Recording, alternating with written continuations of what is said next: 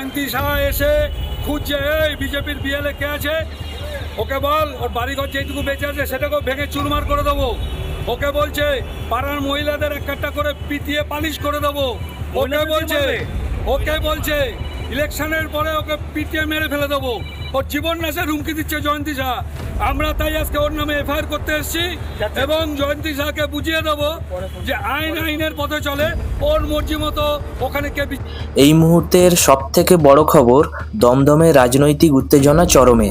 বিজেপির বিএলএকে নাকি দেওয়া হয়েছে সরাসরি মারধরের হুমকি, আর অভিযোগের আঙুল উঠেছে খোদ তৃণমূল কাউন্সিলরের দিকে। কি ঘটেছে, কেন এই উত্তেজনা, পুরো ঘটনা জানাচ্ছি। ভিডিওটি শেষ পর্যন্ত দেখুন এবং চ্যানেলটিকে সাবস্ক্রাইব করে দিন। 2026-এর বিধানসভা নির্বাচনকে সামনে রেখে দমদম সহ গোটা রাজ্যে রাজনৈতিক উত্তেজনা বাড়ছে।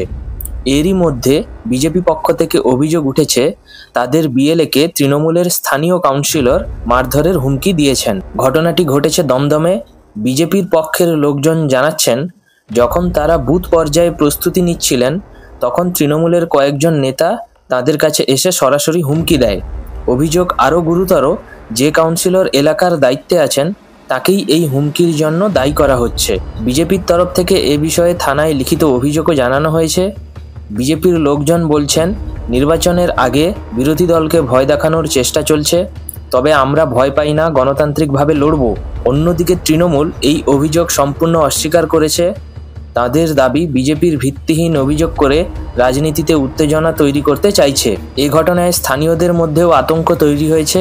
কেউ কেউ বলছেন, নির্বাচন যত এগোচ্ছে সংঘর্ষ, হুমকি আর রাজনৈতিক চাপও বাড়ছে। দর্শক, এখন এ পর্যন্ত, পরের ভিডিওতে আবার দেখা হবে।